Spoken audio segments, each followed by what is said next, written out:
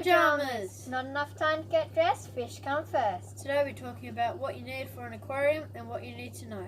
Yeah! So I highly recommend having a fish tank. And some fish. So, Probably the most important things. Yeah.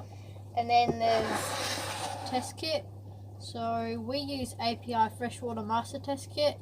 So this helps test your ammonias and your nitrites and things like that. And you can use it to check that your tank is cycled. So this is quite important to make sure there's no spikes in your ammonia and nitrite. Yeah, so you don't need API. You can use other types. Yeah. Other brands. Test We kits. use that one. And then there's filters. So we use sponge filters for most of our tanks because this doesn't suck up our fish. Because we've got little babies. Yeah, that so are we're breeding most of them, our fish that we have. So this gives a good airflow as well. And then this one we used to use, but it was sucking up our babies, and the flow coming out of here was so powerful that it will shoot our fish out of the tank and they'll hit the roof and fly out the tank. So we're using sponge filters now for most of our tanks. Make sure it's the right kind of Filter filter for your tank. and fish. Then we have heater. So you need a heater to make sure that the temperature of your water is the right temperature for your fish. So that's very important as well, especially over winter. Yeah. And make sure it's set to the right temperature, For your because fish. for your fish, they mostly don't come set, or they come set at just 26 or something like that. So make sure you set it to what your fish needs. Yeah. Then we have A bucket. So you're going to need a bucket, and make sure that your bucket is designated to fish and it hasn't been just sitting in the garage washing the car and things like that and storing things in it. You need one that's designated to fish and fish only, because otherwise it can kill the fish and it's not good for them. Because if you've used some chemical to clean a car, if you've used soap or some sort of cleaning liquid or something like that, it could kill the fish. Yeah. If you're not, yeah. So you need one specially for the fish. Then there's a siphon and gravel cleaner. and So gravel cleaner. this is to clean your gravel, and this is to siphon water out of your tank. You use the siphon and then you connect it to here. This doesn't go into this one. So yeah, you need these as well. So there.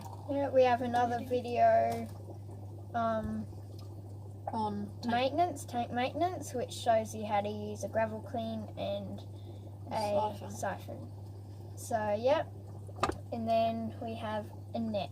So you're going to need a net to scoot your fish out and put them into another tank when you buy them.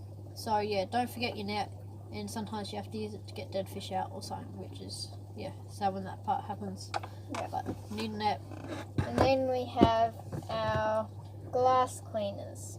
So there's a few different types. This one's a sponge one, and this is a magnetic one, so then you put this on the outside of the glass and this on the inside. So there's a few types, but you don't need glass cleaners. That is mainly to make the tank look pretty, so the fish don't really care, I don't think, what the tank itself looks like. This is mainly for our enjoyment. Yeah, same with lights. They're mostly for our enjoyment. And We have another video on lights. Yep. Unless you have plants and all that stuff. Yeah, so plants, you're going to need lights, so otherwise you don't. Yeah, we have a video on that. Then there's this. So this is stability.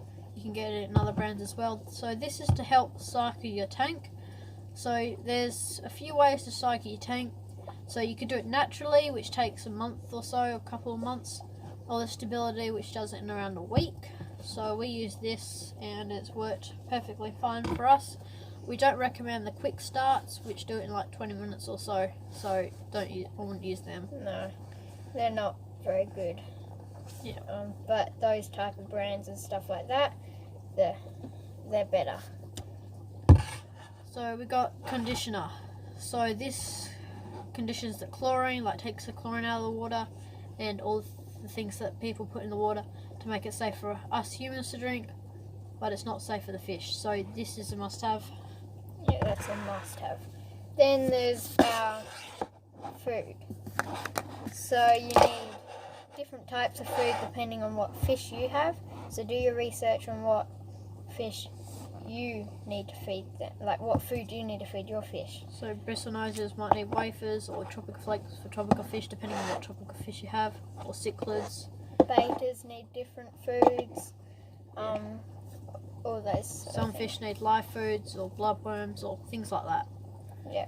So make sure you got the right food. And then last but not least, we have fertilizer. So this is for your plants, just like the plants outside, they need fertilizer.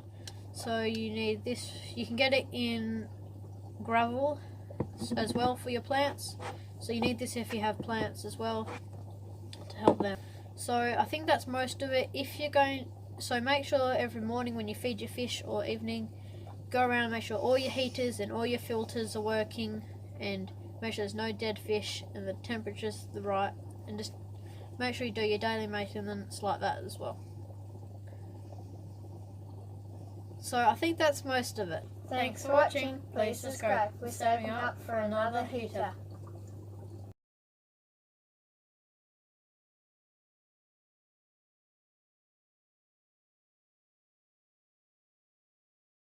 So we're going to need to. What am I talking about? Things you need.